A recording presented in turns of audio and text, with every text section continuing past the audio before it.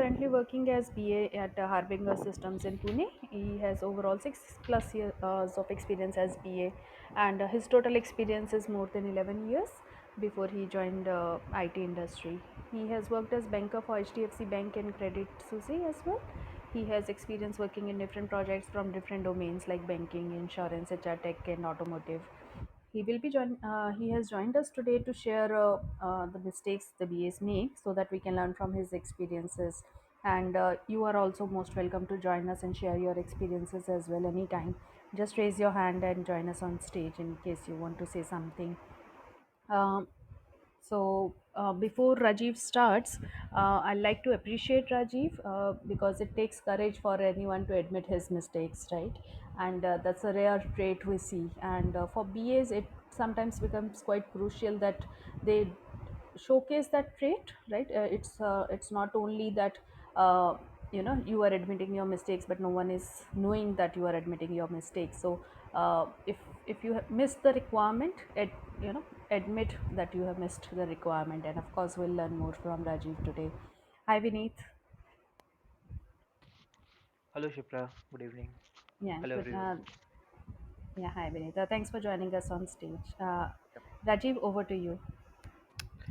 Hey, thank you, Shipra. Thanks for the introduction. And yes, uh, I, I know it takes a lot of courage to accept or I mean expose your mistakes. But I firmly believe that if you don't accept your mistakes, then you lose the chance to improve yourself. So first thing is realization and work on it. So that is the reason I have chosen the topic, so that I can share my experience with everyone and everyone can contribute whatever their experiences regarding the different points or topics which I will share today. And thank you so much, everyone, for joining here. So, the first thing which I wanted to let you know, the first mistake which I think is not observing the small things while taking the requirements or while envisioning a project. I mean, it was my tendency to skip the small things. And later on I realized that sometimes, not even sometimes, every time, those small things on a longer run will create a lot of, rework, a lot of stress for everyone, a lot of here and there, a lot of scrutinies. So the first thing which I have learned is observe every small thing. And because I personally and firmly believe observation is a key, most important thing being a BA can have, because a lot of thing you can gauge by just observing the things or just observing the people. So while preparing the document or while going through the something document or anything, let's say you have received a document from the client, so every single and every small thing matters a lot, and it creates an impression in front of the client that yes, we are on our toes and we are giving at most importance to their even small things, which they might also think that it doesn't have a, much impact on the project. But trust me, seriously, small things do create a lot of difference, and a small observation can provide you a greater edge in the things in life. So this is my thought, that in the initial stage of my career I was not observing the small things and not giving importance to small things. So I have learned that now. I personally feel that rather, if you don't have time, you can buy some time, but don't skip the small things. It will save a lot of time of yours and as well as team's time, because initially if you make any mistake, it will not have big impact on the project. but at the later stage, if you are done with a module and if you missed a small thing while documenting the requirement, then you know how much hard times you may have to face. And I wish everyone that please I mean take care of these things while documenting or taking requirements being a BA. So first thing is not observing a small thing was my mistake. So yes, anyone can contribute their thoughts on this. Yeah, thanks, Rajiv. Rajiv, will you like to give an example? What was it that you missed, and how it Yes, impacted the project? yes, I'll tell you. There was a project which I was working. It was related to ticket reservation system. And over there there was a small thing for ticket reservation. I mean, there was a login screen. We firmly believe that login screen is the main key thing. But in that, we the client has asked for a specific, like, we need to have forget password in that way. I mean, and they wanted to uh, have a specific kind of UI in that. I mean, for this, when I taken the requirement in the interview call, they said, okay, I mean, this is not a big thing. I mean, we can discuss it later on. So on their feedback, I have also thought that this is not a big thing and this will not create much impact on the project, because login screen is the thing which everyone has worked in their life a lot of times. And trust me, the login screen and the forget password mechanism which they wanted was entirely different for what I was thinking and I was having in my mind. And I have narrated the same thing, that forgot password, you need to click on one hyperlink. Forgot password, you will be redirected to a different screen where you need to enter your email ID. Okay, and they'll send you a link for there. From there, you can get a link over your email, and from there you can reset your password. But over there the picture was entirely different. They wanted me to have a forget password with the approval process, which they have also not thought of. Because the thing is, uh, they initially think of keeping it I mean, without any approval and everything. But later on, as I have not given importance to that thing and I have not discussed thoroughly and I have not confirmed with them, so later on they came up with the idea, no, no, no, we want this to has to be like this.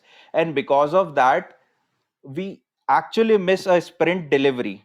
And it was mistake from my side that I have observed that particular thing, but I have not document that. We need to discuss this with the client on the later part.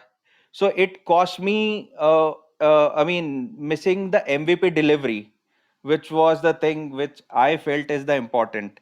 And they wanted two-factor authentication in forget password. So this was my mistake, which I have taken the thing casually, that forget password is same thing which we did in every project. So what's the big deal in that? So this is what I have learned from my mistake. Yeah, this is a very good example, Rajiv. So the two key points that I like to reiterate. The first one is non-functional requirements. So as a BA, we tend to miss out on non-functional requirements. So user permissions, authentication, all these are uh, non-functional. They come into non-functional requirement category, right? Permissions, which user Right. will have which permissions. And as a business analyst, we tend to miss out on these non-functional requirements. We'll just say, as a user, I want to do this, and so that I achieve my objective. But what Yes. happens here is, the functionality that you are requesting may not be allowed for everyone. So you have to consider, the user roles which will have these permissions. So that's one very important piece which is being missed as a BA, and I have seen it regularly being missed. Even I, misses it when there is a lot of work. But yeah, that's very important aspect that we need to take care of. And a second point that I like to highlight is uh, noting the actions, right? So whenever you Yeah. go into a meeting with client, right, so you are doing a demo, client is giving you feedback, note them down, send them after the meeting, said that saying that these were the points noted, these are defects, we will take care of it, these are new requirements. And maybe scrum master or project manager, or assign actions, assign dates, which action goes to which person, and do send in meeting minutes.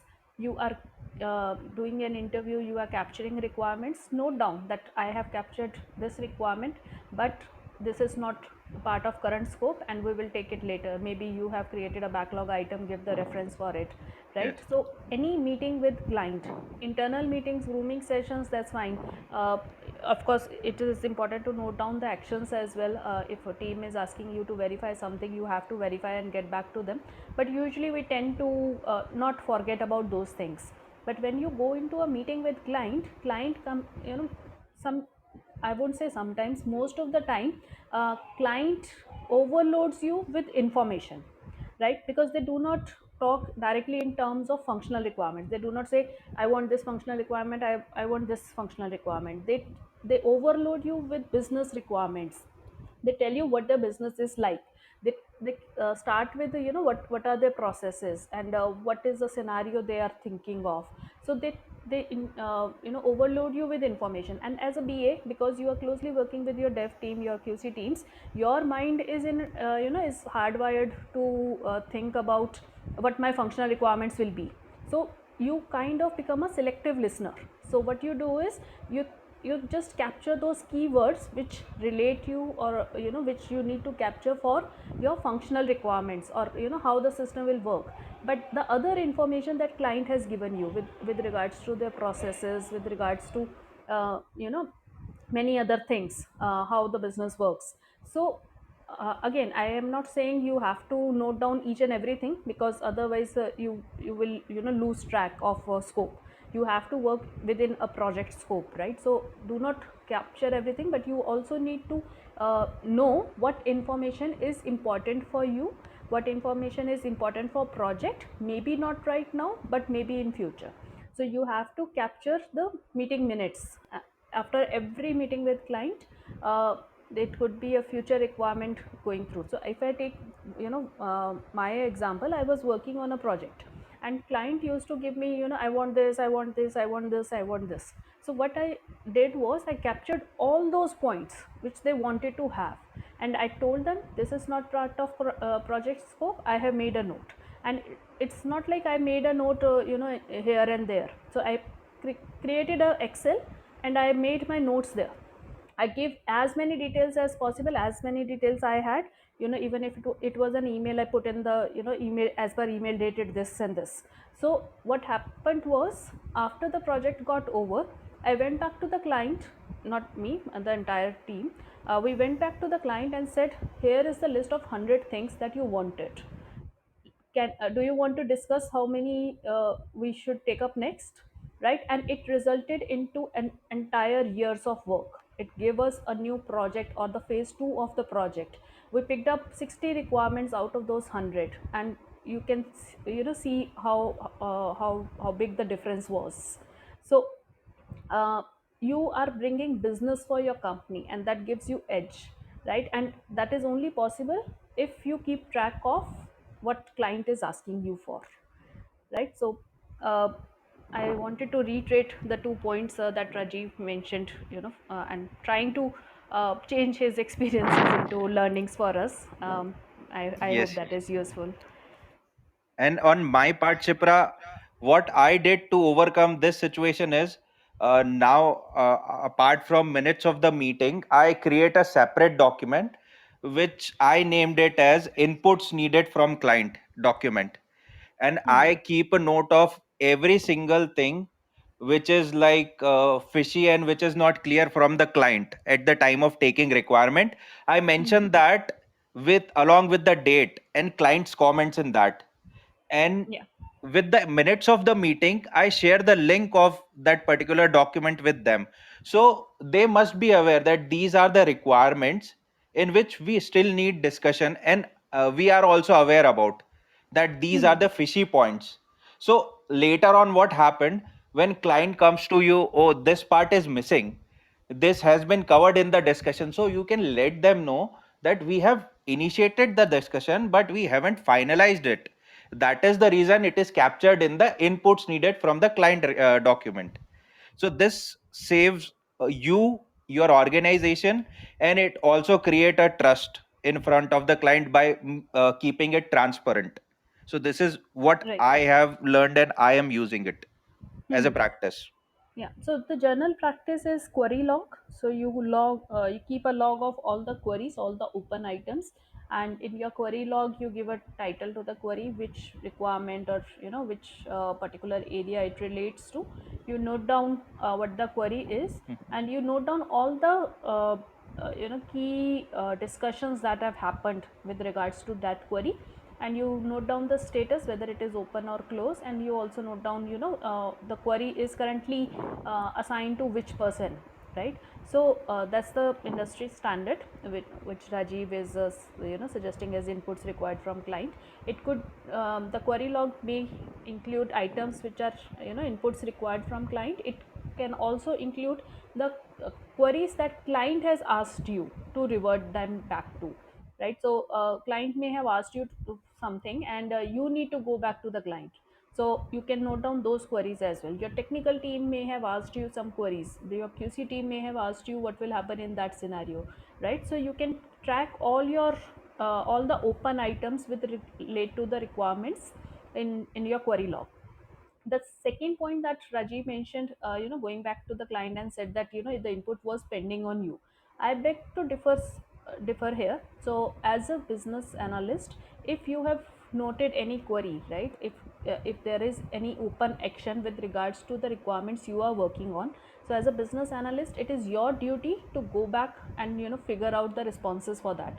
So you may need to go to the client, you may need to go to the vendor of the client, you may need to approach some infrastructure teams, you may need to approach some admin teams, you may need to approach developers, QC, right? But till the time your open item is closed, it is your responsibility.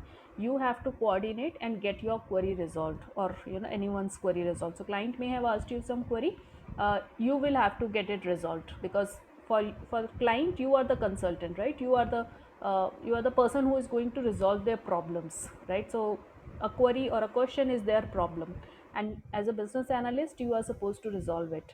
So I personally do not prefer going to client and say that this was an action pending on you. I try to resolve it as much as I can, and I try to send in as many reminders as I can, so that the query is resolved on time. But yeah, every project works in a different way, so it could be a different reminders as I can, so that the query is resolved on time. But yeah, every project works in a different way, so it could be a different. No, no, I agree, totally agree with you, Shipra, Yeah. in this. Hmm. And I also noted this point for my reference, for my future references. But in the project in which I was working, there was really tough to get clients or stakeholders time.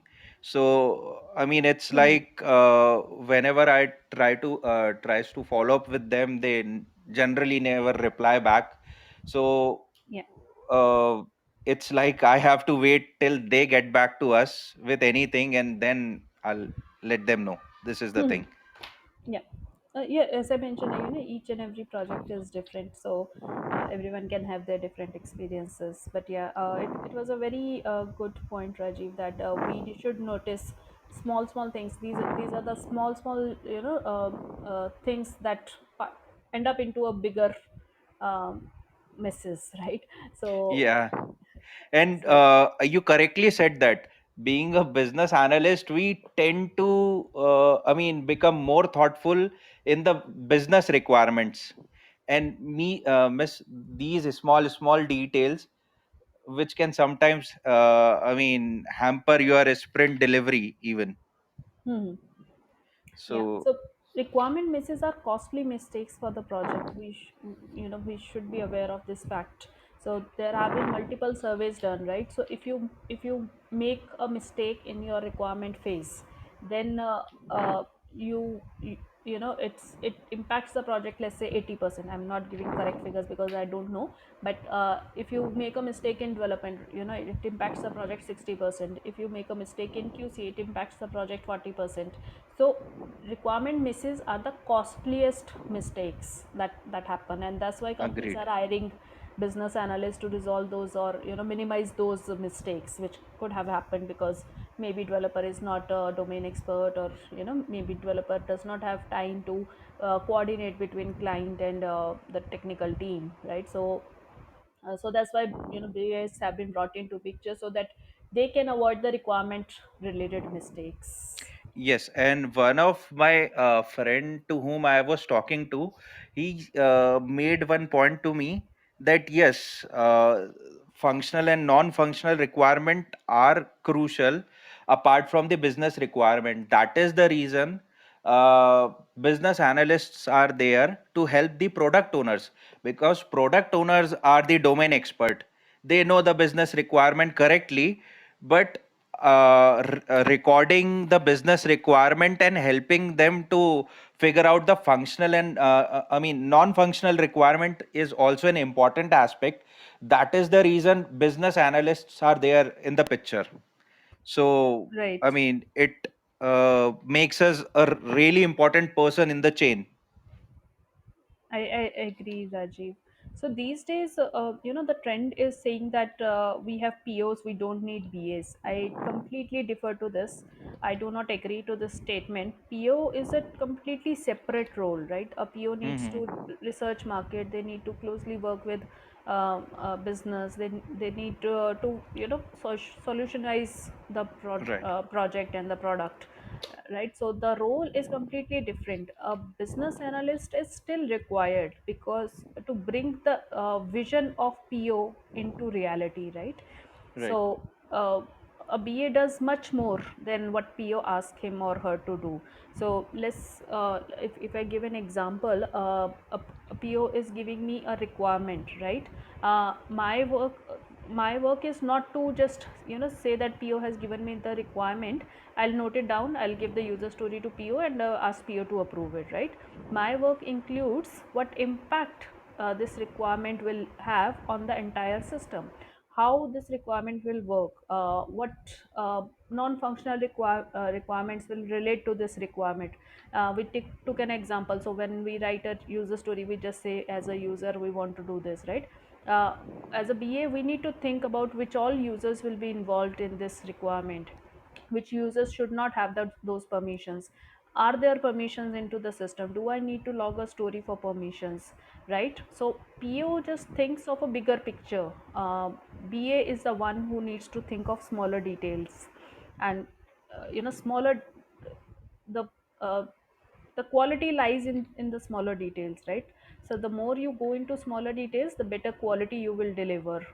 And of course, we have to keep strike a balance. It should not happen that you are going too much into smaller details, and you are not delivering, or you are not giving the requirements just because you want to be perfect in everything, right? So there has to be a balance, but yeah, Yeah, you have to smaller. be taken care that while giving importance to smaller detail, the purpose will not get defeated or you not get diverted to your main aim or the bigger picture.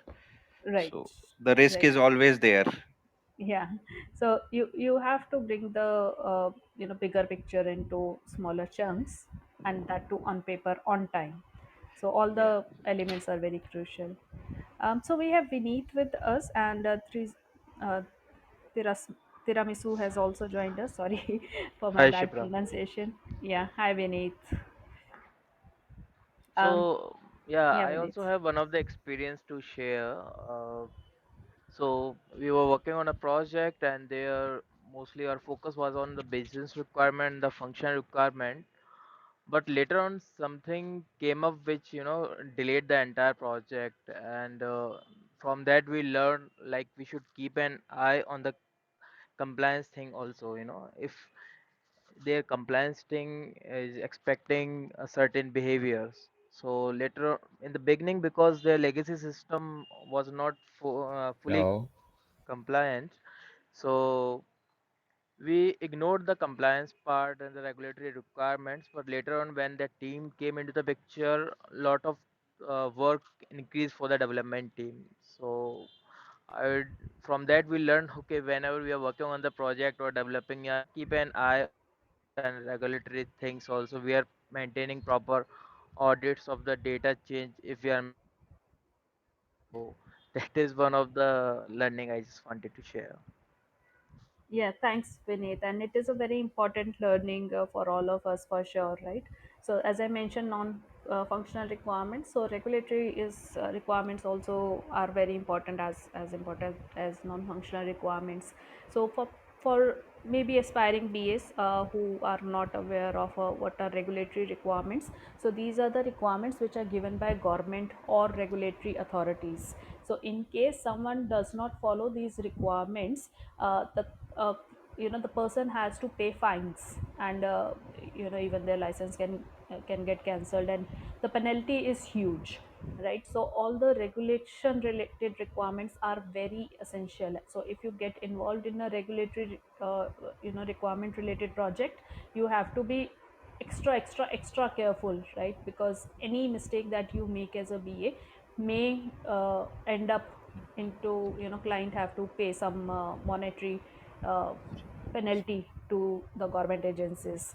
So that's the regulatory requirement we are talking about. So as Vineet mentioned, whenever you are making any changes, keep an eye out of what if there are any associated regulatory requirements. So if I take an example, okay, so you are introducing a field into your system. It is always a regulatory requirement to keep an audit of the information. And what we mean by audit of the information, many of us may already be knowing this. I'm just repeating it for the sake of anyone who does not know it. So what it means is, if an information was entered into the system, and who entered the information, what time the information was entered, and similarly if someone changes the information, who updated the information and what time it was updated. So all your the moment you are introducing new field into the system, you should have a requirement which says audit, keep an audit of the changes made to this field, and that includes username and modified by date and time, right? So that's one audit requirement. Another audit requirement could be something like reports, right? So if you are working on a reporting project, so do check out if any of these reports are regulatory reports, because if they are, then as I mentioned, you have to be careful of the exact reporting requirements that the government may be looking for. Okay, so thanks, Vinita. It was an important point. So can you hear me now? Yes, Thiru. Thiru, I can see that you are new to Clubhouse. So just let you know. So by default, you need to keep your mic on mute, and Okay. I'll give the stage to you. So Okay.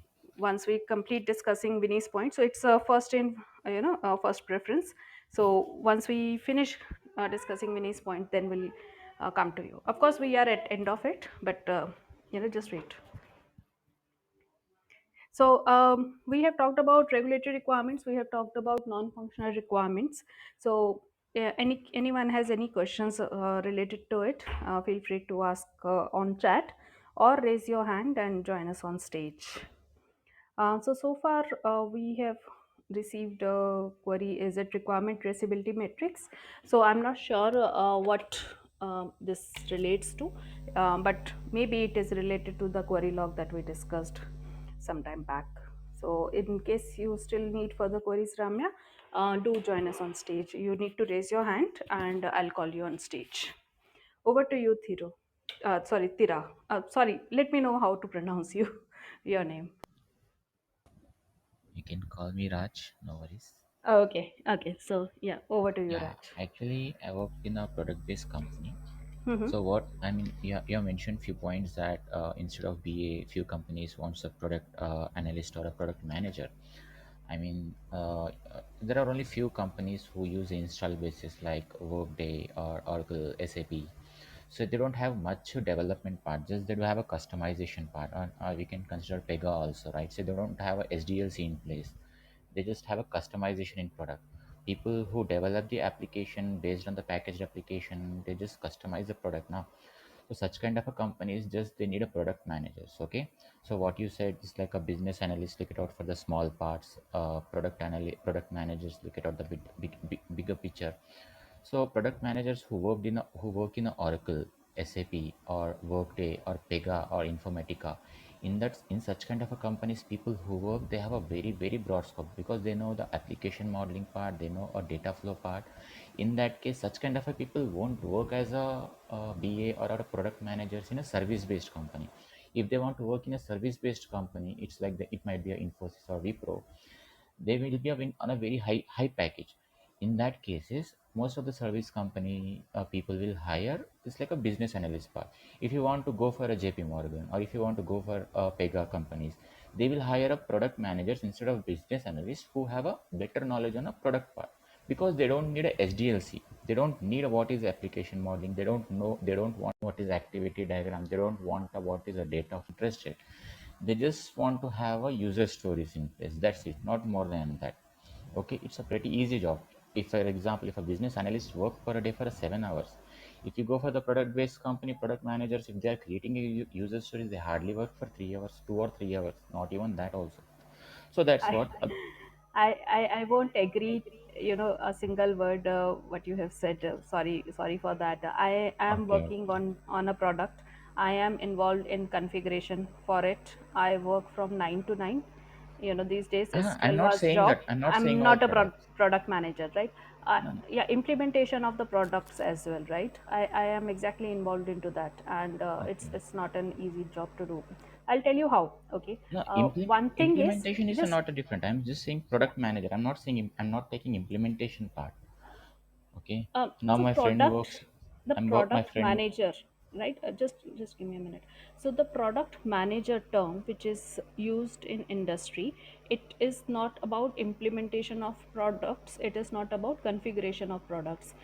The role says what features needs to be incorporated into the products that the product company is developing, right? So Yeah, if you take an example of SAP or Pega or any product for in insurance we use Duck Creek and yeah, open box and Guide wire product and guide wire, yeah, different products, right? So the product manager thinks about what feature needs to be there in the product owner says that how the feature will be implemented into product, and the role that you are describing, Thera, is how the configurations needs to be made so that the product suits the needs of the client, right? It is not just 3 4 hours job, it is a full time job. It's even more toll taking on you, because you have to respond to small queries of the client, right? So half of my day goes into client meetings, another half goes into emails, and then I have to stay back for another 3 to 4 hours just to write the stories or the work which I am supposed to do. So the product manager is a I'll say senior level position. It is not a BA position. Product managers will not be writing user stories, they will not be configuring the applications, right? So maybe some company may have given, as I mentioned, the companies what they are doing right now, they are giving PO titles to BAs, and they ask people to do the BA job with the PO title, but that is not the correct way. As a BA you should know what whether you are doing a PO role or whether you are doing a BA job.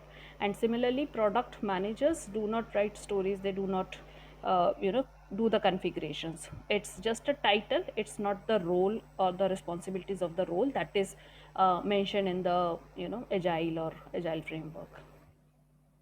see, that's what I'm saying. Okay, if you're working on a packaged application, for example, if you're using a Pega, you are not involving in a SDLC. You don't need except of a data flow, you don't need an application modeling. Okay, you mistook my whatever I have said. For example, if you are making a custom application development, you need a hardcore knowledge for a BA, right? If a same work, if you are building an application through the packaged application, listing out few configurations, listing out few options, in that case both are different. That's what I mean to say. It's not No, so about the even work. if you're doing a configuration, right? Yeah, So at that time also, as a business analyst, or a BA needs to be there to analyze the impact of the configuration on the entire that's what I am workflow or saying. the Instead system, of right? instead of BA, people are just keeping as a product owner. That's what I mean to say. Okay, the if you're working on a packaged application, instead of saying BA, people are calling as a product owners. If you're Hmm. working on a custom applications, people call you as a BA. You won't get a product owner title. That's what I'm trying to say. Okay, you got my point. Hmm. Yeah. Okay. Yeah. So thanks, Raj, for joining us. Um, Sanjeev is asking what is BA life mistakes. You may be in a wrong room, Sanjeev. We are talking about a business analyst and what mistakes they can make. So far, Rajiv has mentioned, forgetting about tracking the smaller things is one mistake that people tend to make. So let's move on to another mistake, Rajiv. I'm sure you have couple of them. Absolutely, yes, I do have. Yeah. So, one thing is what I have learned is being a BA, your job is not to make everyone happy, but your job is to help everyone to be on one page. I mean, in early stage of my career as a BA, I was like I misinterpret this thing, and I used to agree with every single thing what my client is saying to. But later on, I realized that this is not the right way. I mean, you should not agree to everything whatever client is saying. Okay, on recording purpose, it's fine that you record every single thing whatever they said, but you should not agree straightforward to their point. You should, instead of it, you should say that yes, you made a point. I will research on it and will get back to you on this, and we'll check the feasibility of this thing at our side, and we'll let you know in the next meeting, rather to get agreed on the first part. So it happens with me sometimes in a project. Let's say if a client said something, uh, I mean, in one of the requirement meeting in my early days of my career as a BA, client has asked something like, we also need, it was an insurance application, and I was taking the requirement, and they also mentioned we want a Alexa integration, and I was like, okay, okay, we'll do it. I'll make a note of it. And what happened when I get back to my team and discuss with them, and they mentioned there are certain things which we need to make changes in the application, and this will take a lot of time, or maybe not feasible in this MVP. And next time when I mean, let this know to the client, and he was not I mean, in the position to I mean, listen to my words, that why you agreed on first place if you are not sure about things. So this is what I learned is, do not your job is not to make everyone happy, but your job is to I mean, make everyone on a same page. Because nowadays, while taking the requirement, I may have situations like where I'm taking requirement along with 3 4 stakeholders, and on one point of time, it may happen that two are agreed on a point and two are not. So I mean, it's our job to, I mean, listen to everyone's point and try to I mean, make everyone on same page so that we can capture the requirement, also satisfy their queries in a better way. So I mean, this is the point I wanted to make. So you learned it the hard way, Rajiv. Yeah, yeah, but yeah. yeah, many have made those mistakes, I'm sure, and people learn the hard way only. So the project scope, right? I totally agree with this. The point Rajiv has mentioned, and it is very important point. So the project's scope is always limited, right? And clients always come up with their wish list.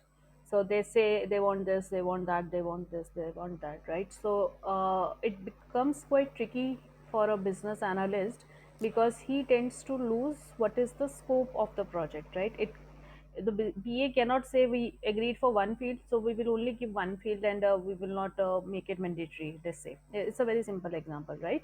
You cannot say that I will not keep an audit of the field. So your project manager may be saying why you are giving all these audit requirements, why you are giving all this mandatory requirement, validation requirements, right?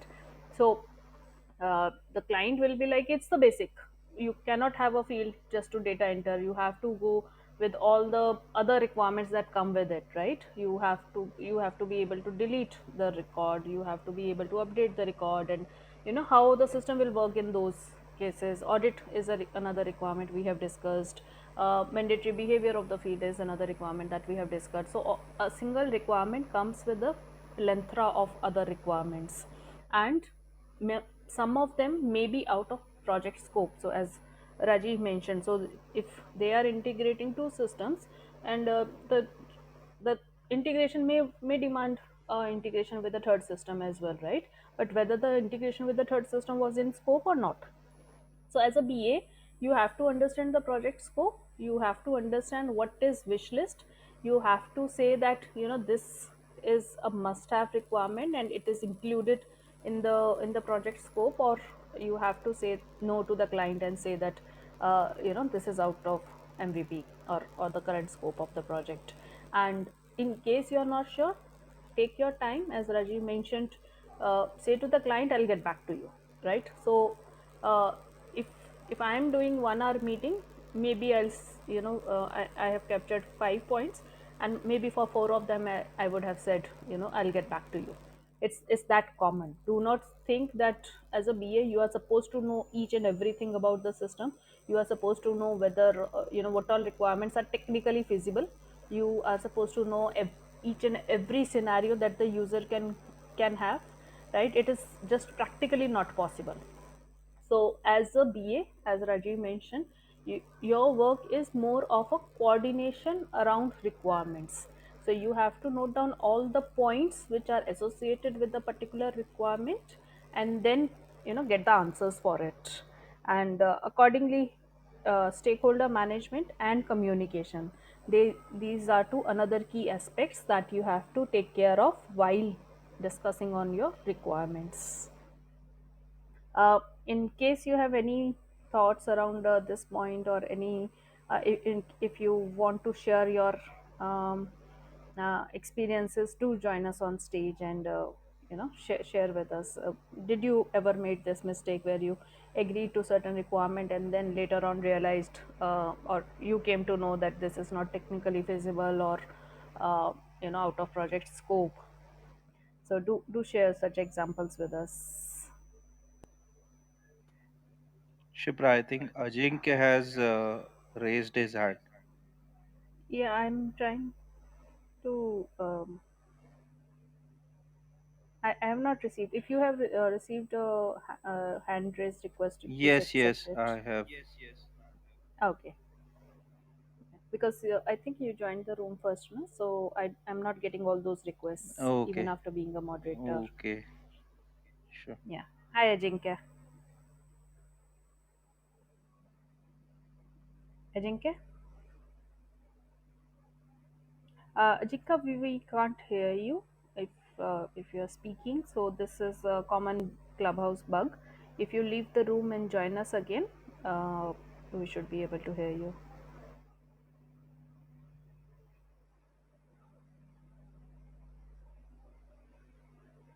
Hi Srini, welcome back.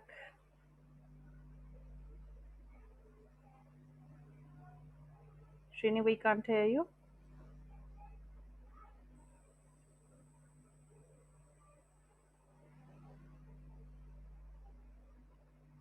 Um, Ajinkya? Shipra, is it audible now? Yes, Shrini, you are audible now. Shrini will come back to you. Ajinkya joined us first. Sure, Shipra. Yep. Yeah, Ajinkya? Hello. Yeah, we can hear Yeah, you is it now. audible now? Yes, Oh you are. yeah, Thanks what for joining us on stage. I wanted to share is that ki the same point. Yeah, the same point which you shared now, that ki when we are discussing with the client at the first point, so we should Mm, not say that ki all this can be given in the application. We should like note everything and just clear with the developer or mhm. our team whether we can provide all these things which the client is asking. Then we Right. should communicate it on the mail, like what we Mhm. can provide and what we can't. So Yeah. yeah, so that's all I wanted to share. Great. Yes, Ajinkya. So we are not salespeople, right? So when salespeople go to client, they are like, oh, our system will do this, system will do that. It will, solve all your problems. But Yes, yes. the ground reality is quite different, right? So even client knows that sales might have sold them the heaven, but when we are on earth only. So yeah. Uh, Ajinkya, we are getting some disturbance from your end. Application which are in the market, like what features they have and what we can provide as such. So before Mm-hmm. going to the meeting with the client. Right. Right. Yeah, it is very important to understand what our product can do or cannot do. Okay, okay. So thanks, Ajinkya, for making that point. Srini?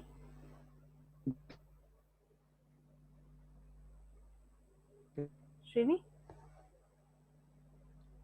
Yeah, Shipra. Yeah, hi, Srini. Welcome back. Yeah, thanks, Shipra. Yeah. So, I'm not sure. Like today's topic is, I'm joined lately. Like we are discussing about the mistakes which the BA has done already, right? Mm-hmm. Yeah.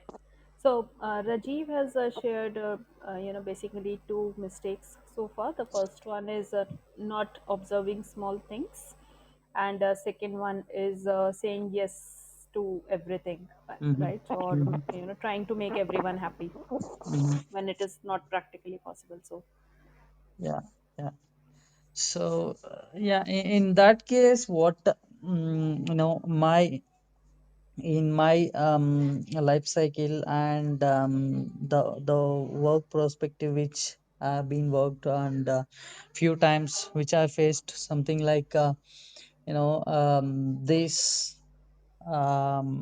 the requirements are in place and something like we need to have they are trying to wanted to migrate to agile, but still the things are not in a clear phase, like the software functionalities and which the mindset is we wanted to transfer to agile, but the things are not happening. So yeah, that's the which that means like I it's a not mistake from my end, or from the their end. I don't know how to react and how to approach in this case, Shipra. Okay, so if I understood your query correctly, you Mm-hmm. so you are working on a project where the project manager Mm-hmm. wants you to work in an agile way, and you Mm-hmm. tried it out, but it is not working, right? And your Yeah, query wanted to, is yes, yeah, what wanted can to we do to done? transform to agile, yeah, but things are not happening. Like we wanted to have Jira in place, and stories has to be transformed to Excel to Jira, or from other tools which are implementing from the tools. So, Okay. yeah, that is the where concern is, and I try to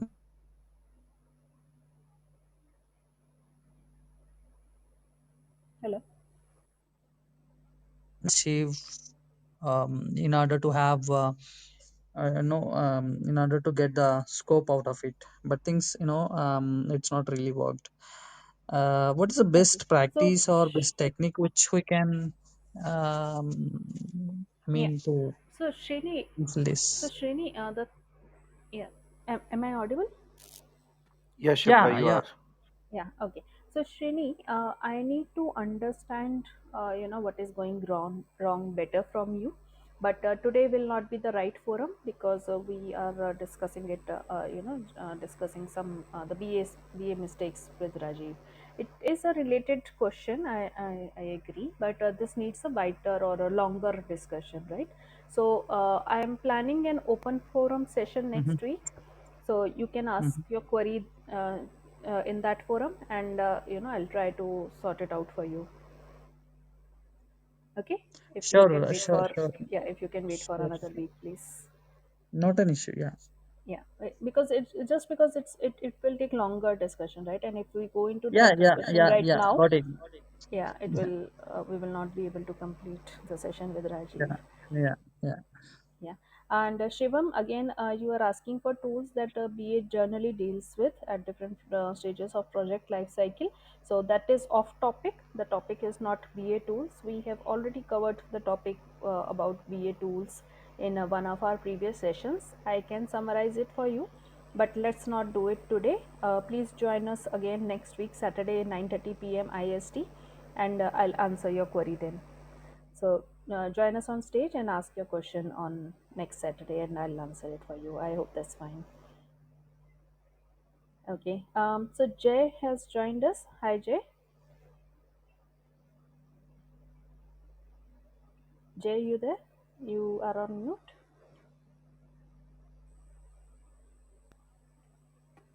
Hi, Shipra. Good evening. Yeah. Hi, Jay. Good evening. Hi there. First, at the onset, many thanks to you and Rajiv for setting this up. I had an event to attend, but I chose to stay back and attend this session is because it's of extreme precedence. Um, Yeah. so, Thanks. Shipra and Rajiv, Thanks for that. appreciate that. So, Shipra and Rajiv, we touched on the competencies of a business analyst. My question is more around the emotional strength, the perseverance, the psychology of a business analyst. If you're talking about BA mistakes and failures, trust me, I'm the biggest failure in this room. Is why I thought to come on the stage and ask this question, and maybe from a good practices viewpoint, I thought I should take some feedback from you. So what has happened, Shripra and Rajiv, in the past is first 3 or 4 BA projects that I was involved. I had to leave in the first month of joining the project is because I was very good as a BA from a BA skill set perspective, from knowing the knowledge areas, doing the process map. I mean, I was very good as a business analyst. But when it came to delivering the solution or delivering my requirements, I always felt there was some imposter syndrome. I thought I was not doing justice to my work when I compared my work to other business analysts. So I thought the billing that my company was doing to my client was not justified, and I left the project. Maybe I was not emotionally strong enough to handle that situation. So I chose I should come here and ask. How do you as a BA handle such situation? How do you still stick to the project? How do you make arrangements and agreements with tough situations, please? This is not a competencies question. This is more from a emotional strength and perseverance query. I'm sorry if I put this question. You are free to not answer, and if this question is out of the scope and out of agenda. Um, so Jay, yes, I'll say this question is out of the scope and agenda. So again, it is a related question only, but we need to understand, where you came from. So I need to understand what exactly happened, why you left the project and why you thought that you are not delivering to the project, right? So I need to understand the situation better in order to answer your query, and I'm speaking on Rajiv's behalf as well, right? Uh, so, uh, just at a very high level, because this relates to emotions. Uh, as a business analyst, we have to keep our emotions out of our work, right? And not only business analysts, do no matter what you are doing, right? Just because it's an important topic, I'm taking it right now. So be it any profession, you need to have two lives, right? One is professional life and one is your personal life. Do not mix two lives into each other, right? So once I log out of my laptop, I do not check my outlooks, I do not check my team messages. I'm out my work. I may spend 12 hours, 13 hours, I have spent even 16 hours working for the company or working on a project, but once I am out, I am out, because then my personal life starts, right? So I strike a balance. So when, if I'm working for 16 hours, I'm not working continuously for 16 hours. After few days, or once the project requirement subsides, I'll say that now I need to. I am in a stage when I can strike a balance, right? So no one can burn themselves or outburn themselves, right? So there is a limit to human body, there is a limit to human emotions, right? So you cannot do 12 hours work continuously, or you cannot be in a stressful situation continuously. So as a person, you need to strike a balance. So if I'm totally grossed in one project, and this project went in for 1 year, for another 2 years I will choose to be in a project which is a bit lean, which gives me work life balance. So I kind of tend to balance it out somewhere. So work life balance is very important. Second thing is keeping your two lives out of it. So if you are in a professional in your professional hours, even when you are working from home, do not say that I'm working from home, so I can do whatever I want. So no, you are, it's your office time, right?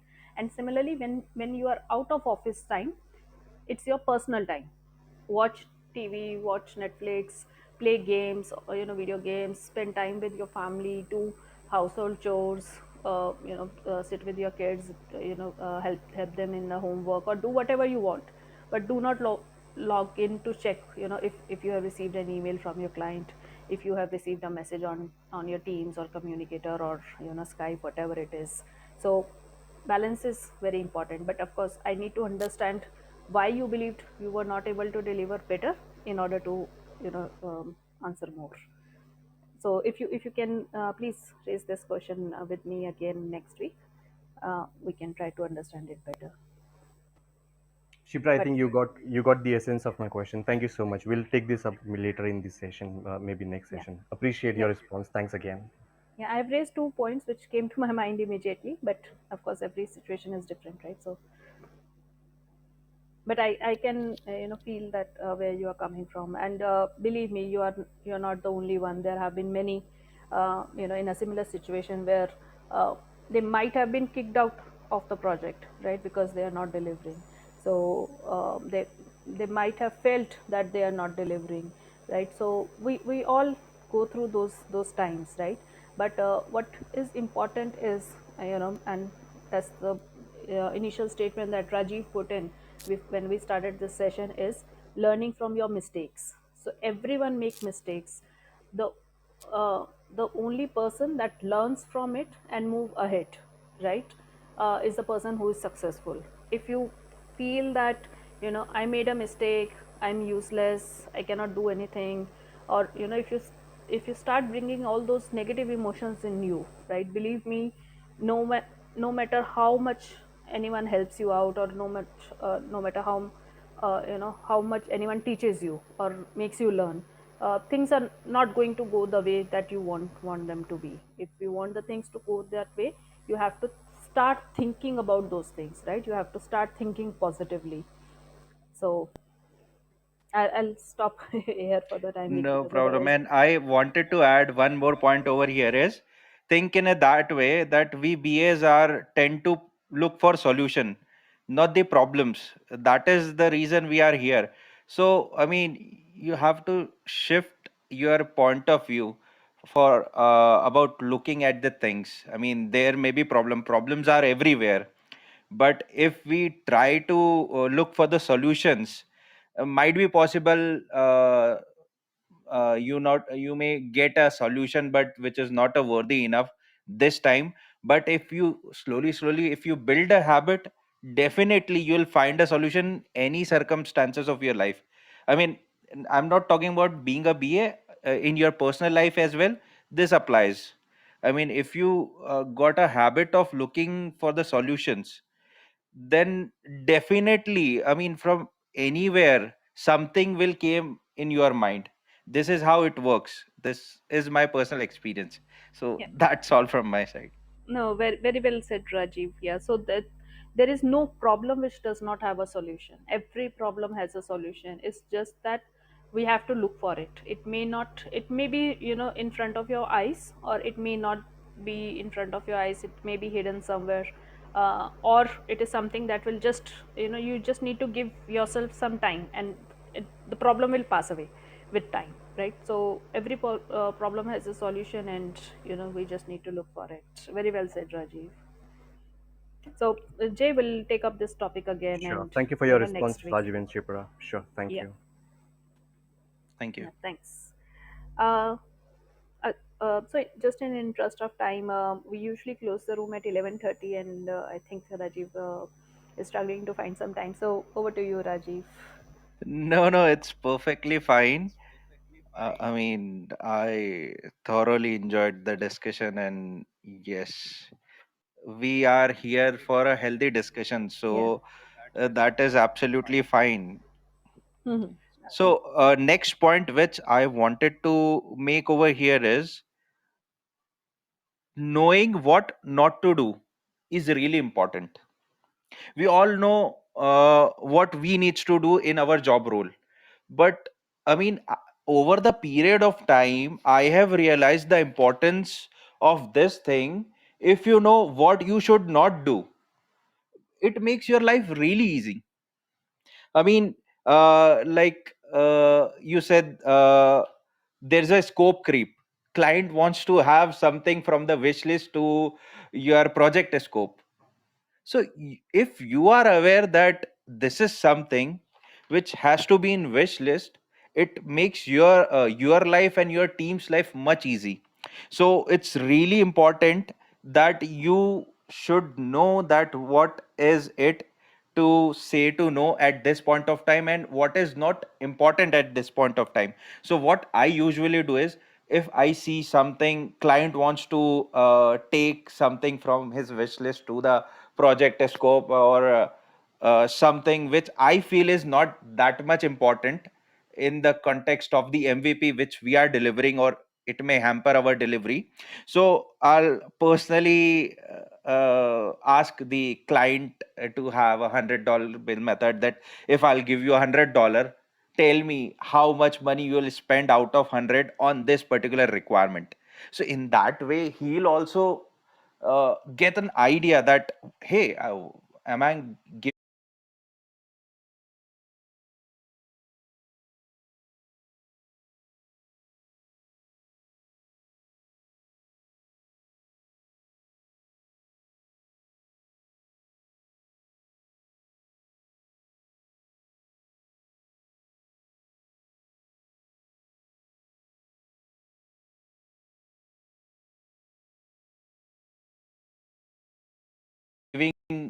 much important to a less important, much importance to a topic which is not that much important in context of this MVP.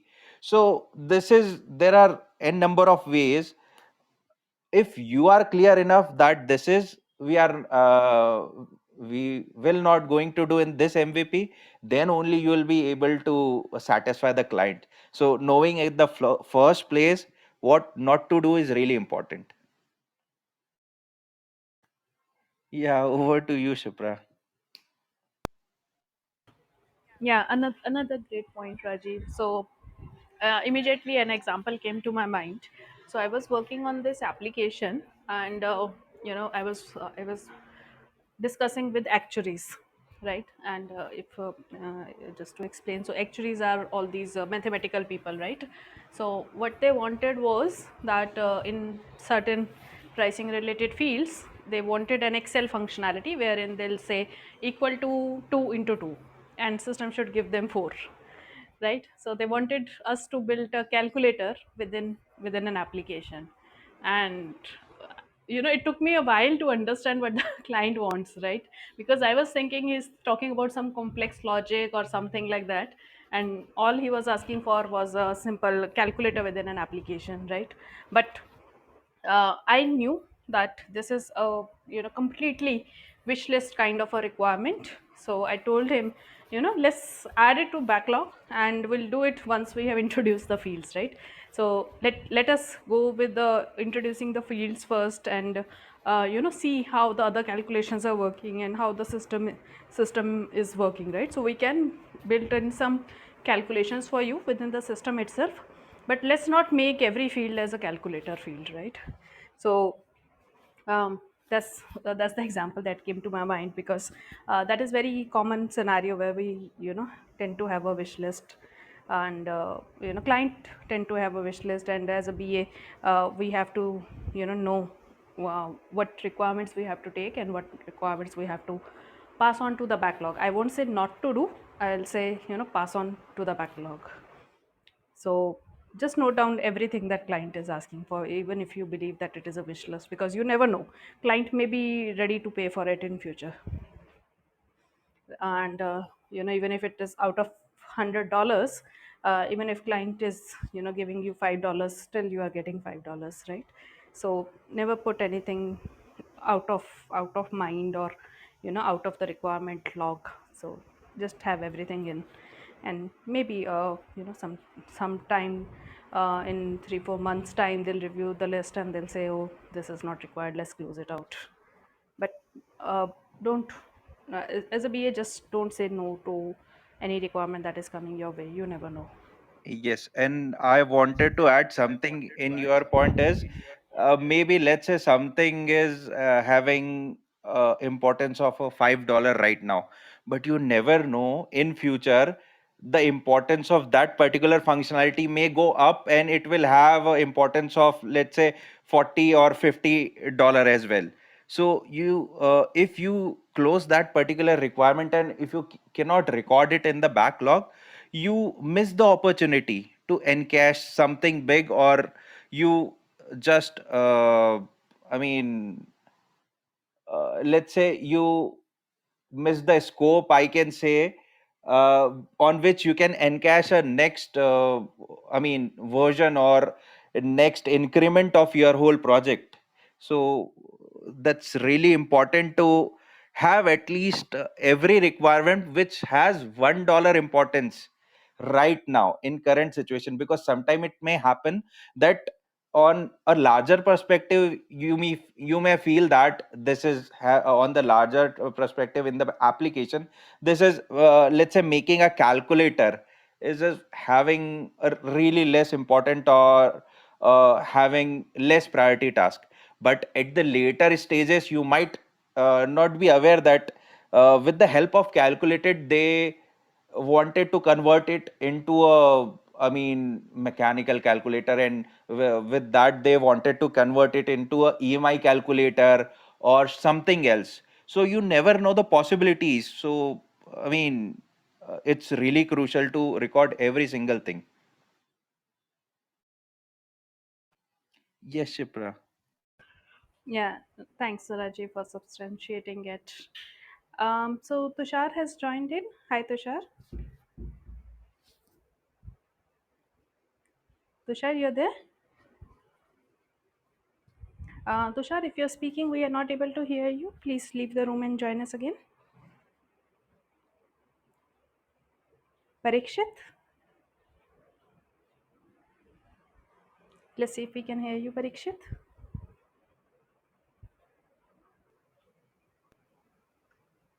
Tushar? Can you hear me? Hello, Shipra. Can you hear me? Yes, I can hear both Parikshit and Tushar. So Parikshit will go with you first. All right. Thank you. I appreciate you giving examples because it really clarifies the whole, the discussion that you guys are having. So my question is, I'm new to this domain. This is for insurance for claim management, and this some work has already been done. And right now, my project manager is telling me what are the things that they have covered so far, and I'm recording the meetings. I'm making notes. I'm collecting the minutes of meeting, each and everything that's been done already from my end. Since I'm new to this domain, do you have any suggestions that what should I do so that I don't make any mistakes being new to this domain? Um, yeah, that's all. Yeah. So the the question that you have asked, Parishit, is a very common question, right? So when someone work or starts in a new domain, right? There are a couple of things which I like to suggest before Rajiv gives his input. So one thing is, uh, do not ever think that you cannot make mistakes, right? As a human Right. being, you will make mistakes, and as we are saying time and again, just learn from them and move ahead. Don't ponder upon your mistakes. So Yeah, I'm talking about and making blunder yeah, mistakes. yeah. So That's all. since you're new to the domain, uh, the expectations will not be very high as long as everyone knows that you are new to domain, right? So Right. stakeholder management becomes quite important here. Just let everyone know that you are trying to give your best, and you are learning day by day, and you are trying so you are new to the domain, so request them to give you uh, some relaxation. um, but again, as a business analyst, we should be learning fast, right? So learn Mm-hmm. fast. um, Reach out to subject matter experts, and they can help you a lot. If you have someone in your team, right, if you have some internal stakeholders, it is a very good chance, or it's a you will be lucky in that case. So just set up some regular time with that person and say that, let me know the nitty gritties of the domain and how the business processes work and what is the usual workflow, right? And if you know what are the usual workflows, then um, your the understanding of the requirements will be better. So learning the as is process is quite important. Learning the business processes is quite important to understand any domain. The second thing that you need to understand is what is the key information, right, that flows through in across these workflows.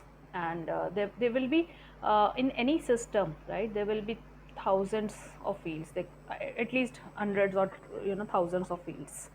So you will not know the meaning of each and every field or how the field is being used. So do not spend time in thinking about the information which is not required, or do not uh, you know think too much about it. But you should know what is the key information that will be driving the uh, whole business or the process, right? So have a focused learning. See what you need to learn now, and see what is the learning that you can postpone for some time. Because as as a human, we have a limited capability to absorb things, right?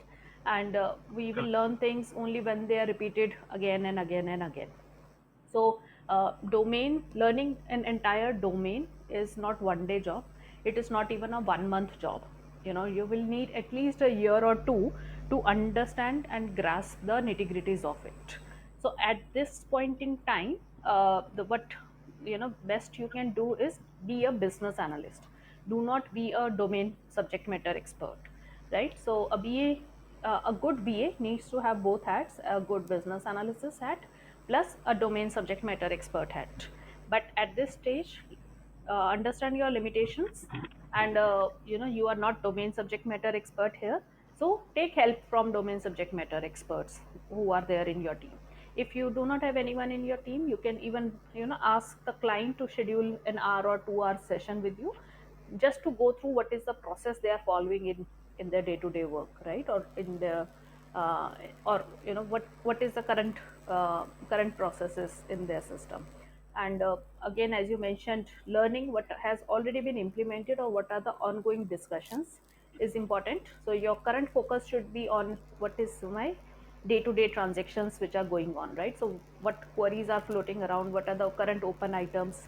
So making a list of those is very important. And do not worry, over period of time you will settle down into this new project as well. And good luck. All right. Thank you. Thank you, Shipra. Yeah. Rajiv, will you like to add any point here? Yes. I mean, take it in that way.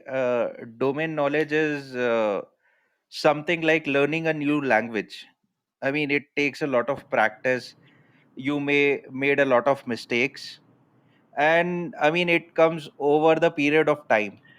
But the most important thing is we should be well prepared on the business analysis part.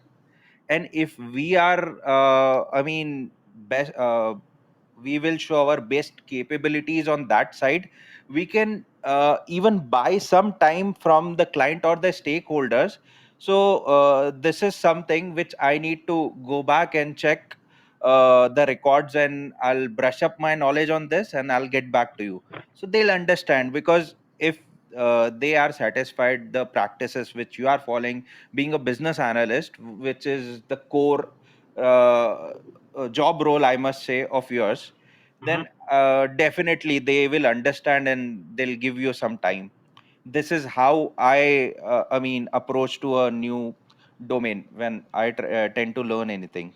Right. So in the initial few meetings, I'm most of the times I'm not speaking. I'm just observing and absorbing all the things that has been discussed. And I've been told that I have to, to read some ubiquitous languages, which is domain specific, like FNOL and all these things that are specific to insurance. So that's what I'm currently doing. Yep. So that Yes. helps also. Yeah, yeah, and I wish you all the best for that.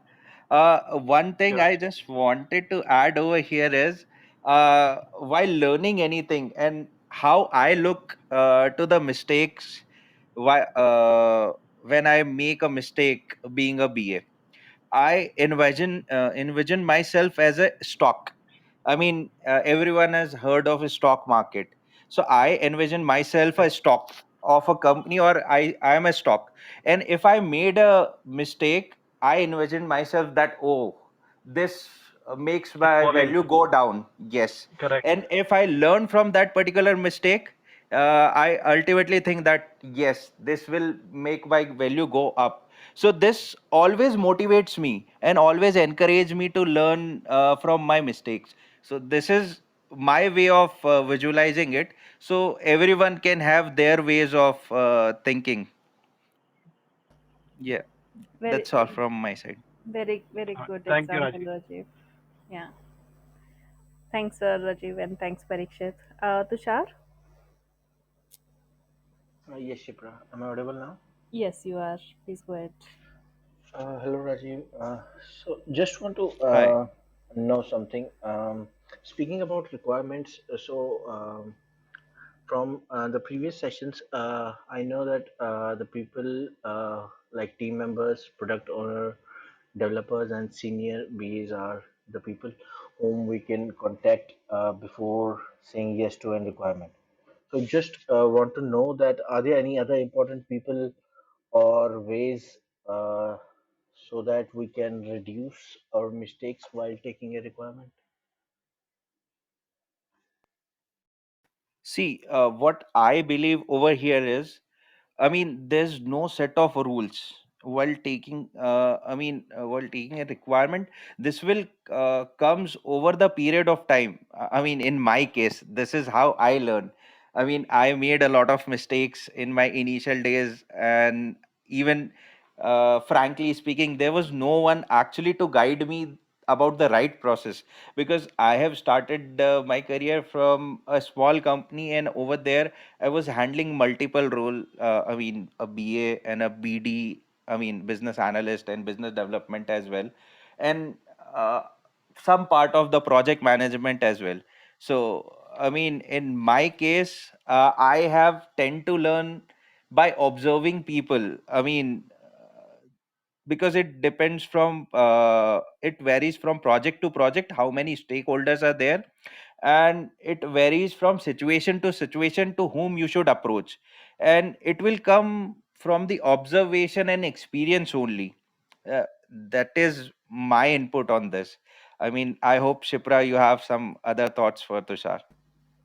Yeah, so thanks, Rajiv. Yes, Rajiv has stated a very important point that you will learn over a period of time. So you need to give yourself some time. but as I mentioned previously as well, BAs are supposed to be fast learners, right? In answer to your query with regards to requirements, right? So there is no requirement which is a single requirement, right? So each requirement comes with a whole set of requirements. I just took an example some time back that even if you are introducing a field, your requirement does not stop at saying that on this screen there should be this field, and this user or the user should be able to fill it, right? There are a whole lot of other things that come with just introducing one field. And when you are working in integration projects, the requirements are different. When you are working on reporting projects, the requirements are different. So it's a whole set of fields, or a whole set of requirements that flow together. I have not seen a feature with a single user story ever, right? So as a BA, you need to understand what are the these grouped requirements. So if you are introducing a field, you need to think about CRUD, which is how the data will be entered into the system, who all will be able to view this information, who all can update this information, when the data can be updated, when the data can be deleted, and then all these data dictionary related information. Do I need to put in any rules around this field? Do I need to put in any validations around this field? Or when this field will be editable, when this field will be non-editable, uh, and whole lot of other things that will come across, right? So if you are starting your career as a business analyst, right, what I did was, as Raji mentioned, we have all learned from our mistakes, but very initial stages, or I'll still recommend it. Prepare a checklist, right? So depending on the type of project you are working on, so let's say you are working on a project where you need to introduce new fields into the system, right? So you have worked on one field. So prepare a checklist. So say that for this field I captured so and so and so information, right? So this is my checklist. Now when you work on another field and you figured out, okay, this was a important piece of information which I missed.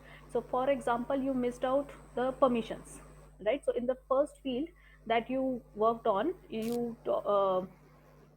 talked about how the data will be entered, how the data will be deleted, how the data will be updated, but you did not thought about which users will be able to edit this data and which users will not be able to edit this data, and you figured it out when you were working on second field.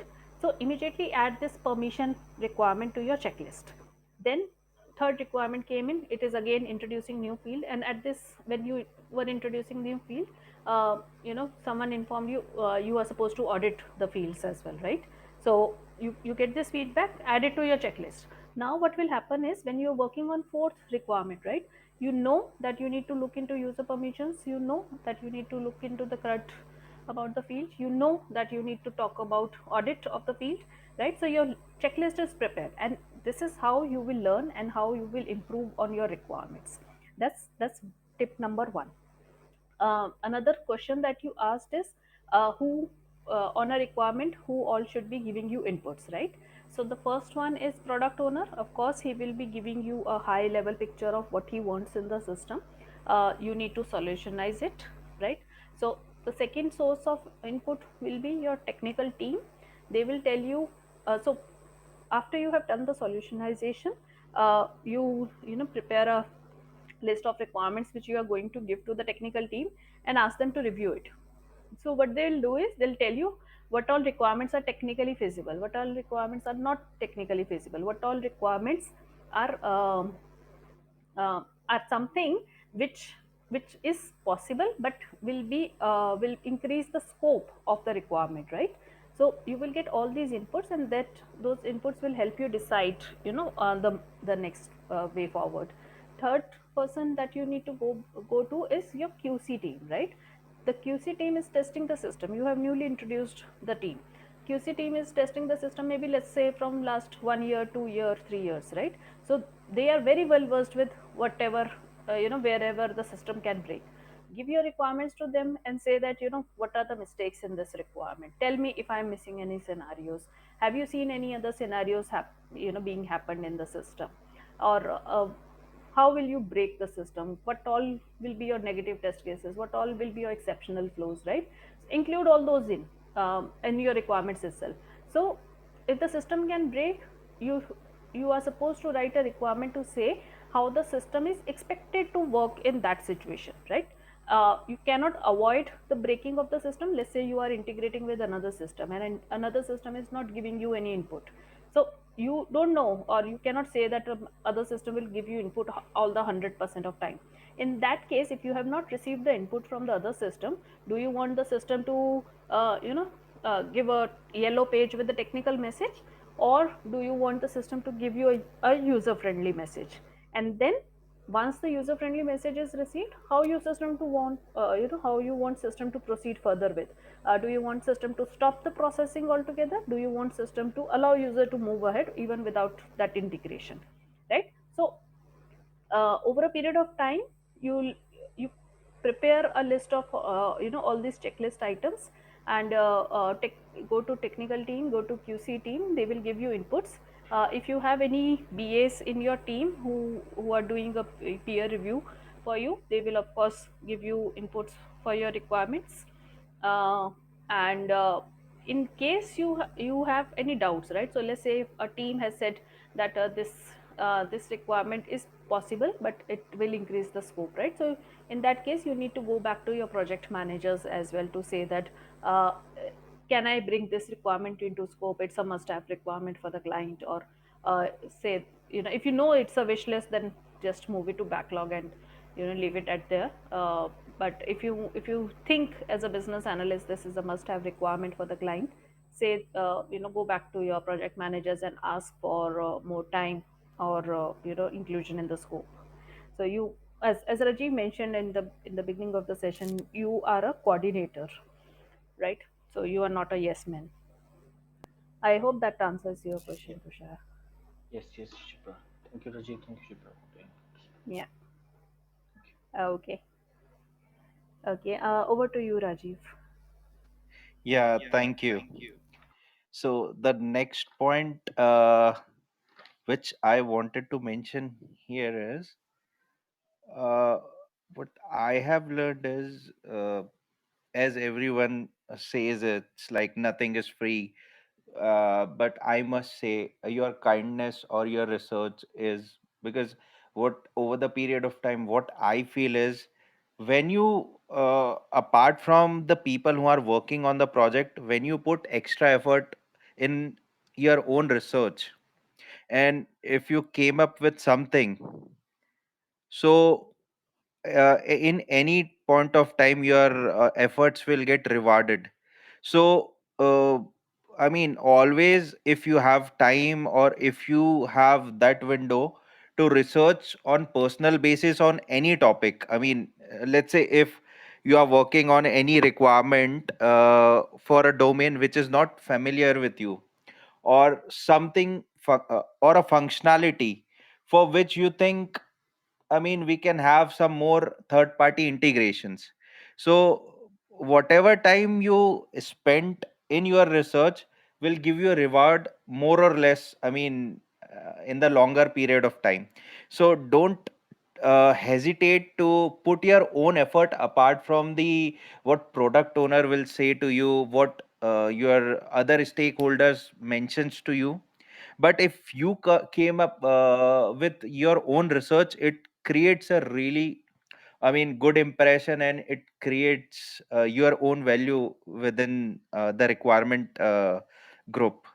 This is my mistake. I usually believe that, oh, product owner is the person who knows everything, so if I'll put extra effort, what should I get? I mean, he is the one who knows everything.